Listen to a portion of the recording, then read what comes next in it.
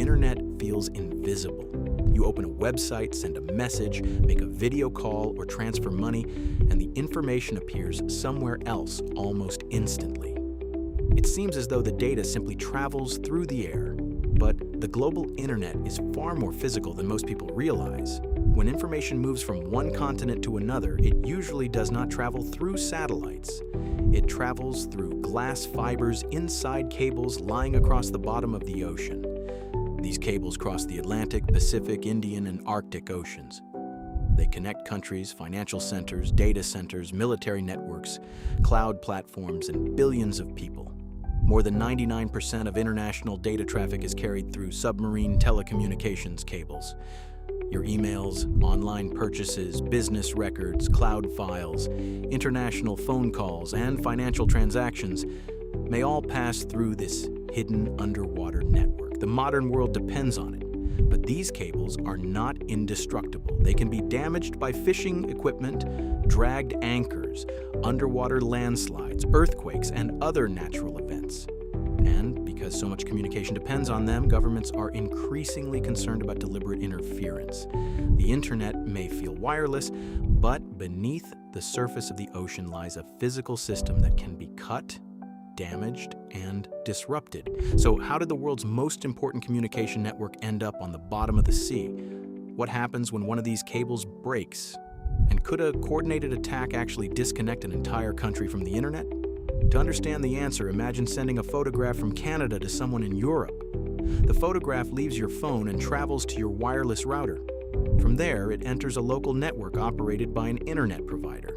It may pass through several data centers and exchange points before reaching a cable landing station near the coast. At that station, the information is converted into pulses of light.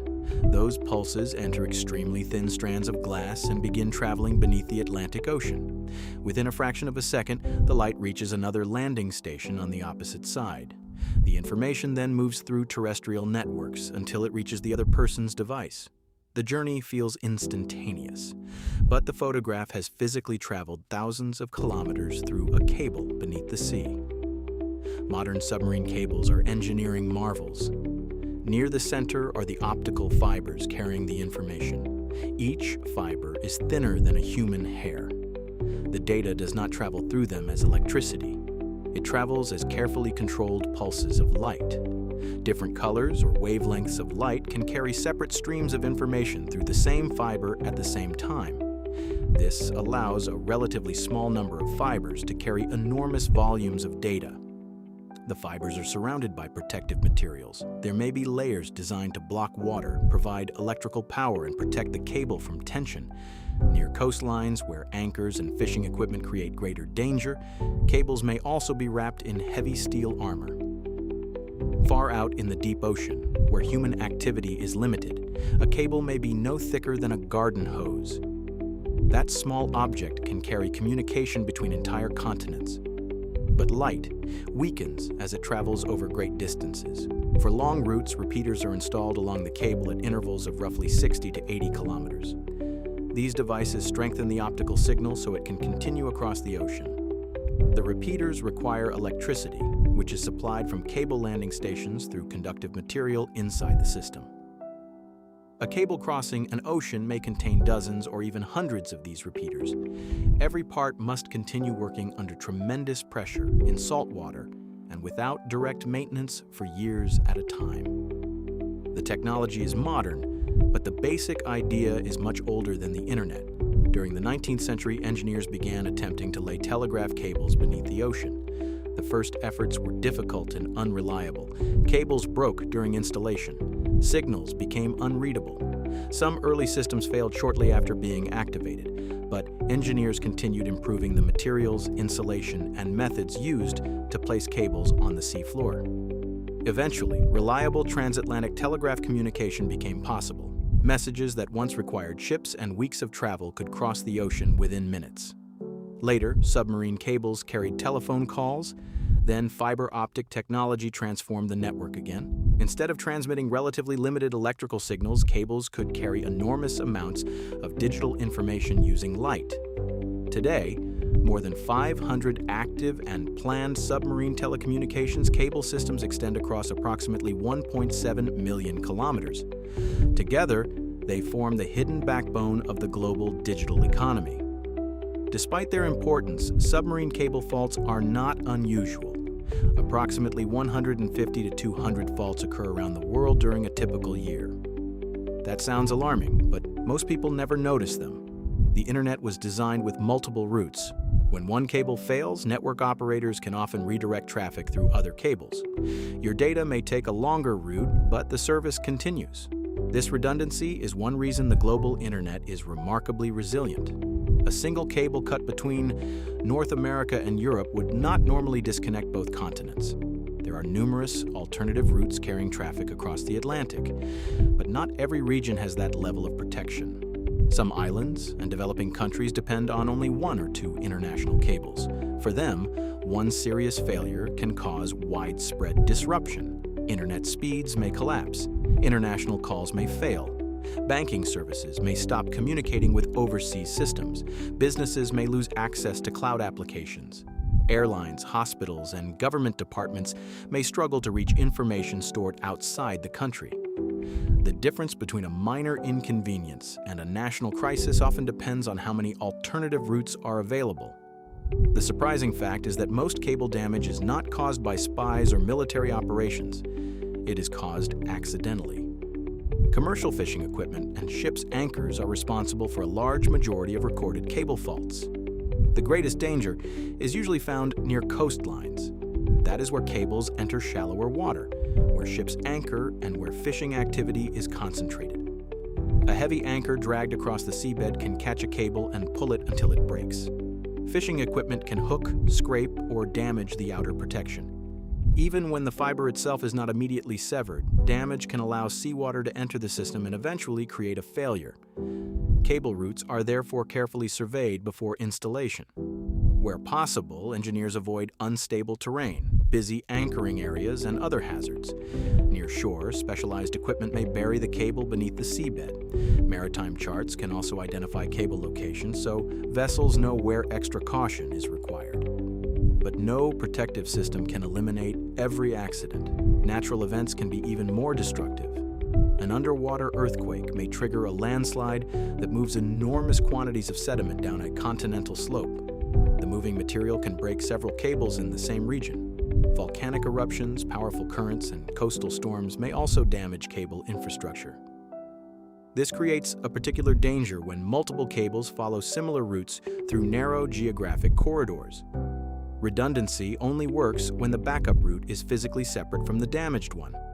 If several cables pass through the same vulnerable area, one major event can affect all of them. That is why route diversity matters. Two cables may appear to provide backup capacity, but if they enter the same landing station, cross the same coastline, or pass through the same narrow body of water, they may share the same risk. When a fault occurs, operators first need to determine what happened and where the damage is located. Monitoring systems can detect changes in the optical signal or electrical characteristics of the cable. By measuring how long it takes a test signal to travel to the fault and return, engineers can estimate the location of the break. Network operators begin redirecting traffic while a specialized repair ship is assigned to the damaged system. The ship travels to the estimated location. In shallow water, remotely operated vehicles may be used to inspect the cable. In deeper water, the crew may drag specialized grappling equipment across the seafloor until it catches the damaged section. The cable is then carefully lifted toward the surface. The damaged portion is removed. Technicians aboard the ship expose the optical fibers, connect the replacement section, and protect the repaired joint. Every fiber must be aligned with extreme precision. The system is tested before the cable is lowered back to the seabed. The physical repair may be straightforward for an experienced crew, but reaching the fault can take time.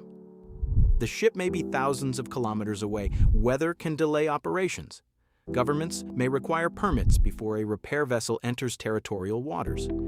A cable may lie at enormous depth or on difficult terrain. For remote countries with limited backup capacity, those delays can mean days or weeks of reduced connectivity. This is why the worldwide supply of specialized repair ships is strategically important. Submarine cables cannot be repaired by an ordinary vessel. The crew requires specialized equipment, technical expertise, replacement cable, and accurate information about the damaged system. As the number of cables grows, governments and companies must ensure that repair capacity grows with it. There is another vulnerable point that most people never see. Every submarine cable eventually reaches land. The fibers enter a cable landing station where the underwater system connects to domestic networks. These facilities contain power equipment, transmission systems, and connections to major data centers. A cable may be heavily protected across thousands of kilometers of ocean, but all of its traffic eventually passes through physical infrastructure near the coastline. Landing stations are therefore important parts of national communications security. They require physical protection, backup power, cybersecurity, and connections to several inland routes. Concentrating too many systems in one location can create a single point of failure. The safest network is not merely one with many cables, it is one with diverse cables, separate landing points, multiple domestic routes, and enough spare capacity to handle a failure. Satellites can help during emergencies. Modern satellite networks can restore some communication to isolated regions when a submarine cable fails. They are especially valuable for emergency responders, government communication, and basic public access. But satellites are not a complete replacement for the undersea network. The total capacity required by global cloud computing, financial systems, video services, and data centers is enormous. Submarine fiber provides high capacity and relatively low latency across international routes. Satellites are better understood as an additional layer of resilience rather than a substitute for every ocean cable. The ownership of the cable network is also changing. Traditional telecommunications companies once dominated international cable construction. Today, major technology and cloud companies invest heavily in their own submarine systems. Companies that operate search engines, social networks, cloud platforms, and global data centers need enormous quantities of international capacity. Owning or financing cables gives them greater control over how information moves between their facilities. This has made the network more powerful and, in many places, more diverse. But it also raises questions about concentration. A small number of companies may control increasing amounts of the infrastructure carrying the world's information. Governments must consider not only where cables are located, but who owns them, who supplies their equipment, who maintains them, and who has access to their landing stations. Submarine cables have therefore become part of international competition. They carry commercial information, diplomatic communication, military data, and financial transactions. Countries want secure connections to global networks. They also want to avoid excessive dependence on routes controlled by potential rivals. Proposed cable routes can become politically sensitive. Governments may object to particular suppliers. Security agencies may review ownership structures. New systems may be designed to avoid certain countries or contested regions. The shape of the internet is increasingly influenced by geopolitics. That does not mean every cable failure is an attack. In fact, most faults are still accidental. Determining whether damage was deliberate can be extremely difficult. A ship may drag an anchor because of poor seamanship, equipment failure, or severe weather. Fishing equipment may strike a cable without the crew realizing it. A natural event may damage multiple systems at once. Investigators need vessel tracking records, physical evidence, seabed inspections, and other information before reaching a conclusion. Immediate speculation can be misleading, but deliberate interference remains a genuine concern because cables are difficult to guard along their entire length. A single cable may cross thousands of kilometers of international waters. No country can physically patrol every section at all times. The better defense is resilience. That means building additional routes, protecting landing stations, maintaining repair vessels, sharing information with maritime operators, and ensuring networks can redirect traffic when damage occurs. It also means identifying dangerous concentrations. A country connected by 5 cables may appear secure, but if all 5 enter through the same coastal area, one disaster could still create a serious problem. True resilience requires geographic separation. It requires backup power. It requires spare capacity. And it requires practiced plans for keeping essential services operating when normal connections fail. The future may bring another important use for these cables. researchers are developing systems that could place environmental sensors alongside telecommunications infrastructure. These sensors could measure temperature, pressure, and seismic activity on the ocean floor. A worldwide cable network could potentially help detect earthquakes, tsunamis, and changes in the deep ocean. The same infrastructure carrying messages and financial information could also become a global scientific instrument. But that future depends on keeping the network reliable. The Internet's greatest vulnerability is not that one person can simply cut one cable and switch off the entire planet. The global network is far more resilient than that. Its real vulnerability is unequal dependence. Some regions have dozens of routes and enormous backup capacity. Others have only one fragile connection. Some countries can redirect traffic almost instantly. Others may lose access to essential international services when one cable fails. And even the most connected parts of the world rely on a relatively small number of geographic corridors, landing stations, and specialized repair resources. The Internet feels like a cloud floating above us. But the cloud has roots. Those roots run through coastal buildings, across beaches, and along the floor of the ocean. They are touched by anchors, fishing equipment, earthquakes, corporate decisions, and international politics.